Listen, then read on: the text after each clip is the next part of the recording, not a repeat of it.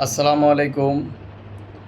আমি আজকে আপনাদের মাঝে কিছু কথা বলবো যেটা চাকরির সুবাদে কাজে লাগবে। চাকরির ইন্টারভিউ বিষয়ে কিছু কথা বলবো যেগুলো বাস্তব জীবনে আপনাদের কাজে লাগবে যদি ইন্টারভিউতে যান। তো ভিডিওটা যদি ভালো লাগে সবাই লাইক কমেন্ট সাবস্ক্রাইব করে পাশে থাকবে। প্রথমত আপনার ইন্টারভিউতে গেলে যে প্রশ্নটা করে, এনজিওর কথা বলছি, বিশেষ করে এনজিওর ইন্টারভিউ, অন্য জবের জন্য না। আপনাকে প্রথম বিশেষ কিছু প্রশ্ন করবে, তার মধ্যে বলবে প্রথমত আপনার বাড়ি কোন জায়গা, আপনি সঠিক উত্তরটা দিবেন। তারপরে আপনার জন্মসালটা জিজ্ঞাসা করবে।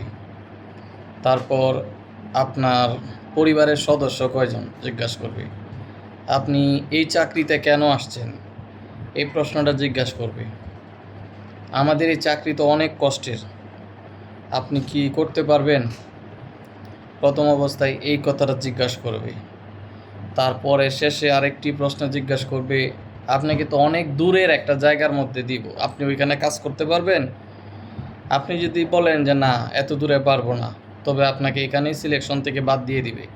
আর যদি বলেন বাংলাদেশের যে কোনো জায়গায় দেন, আমি চাকরি করতে আগ্রহী, তবে আপনাকে তারা সিলেক্ট করবে, কিন্তু কিছু জানাবে না, বলবে না।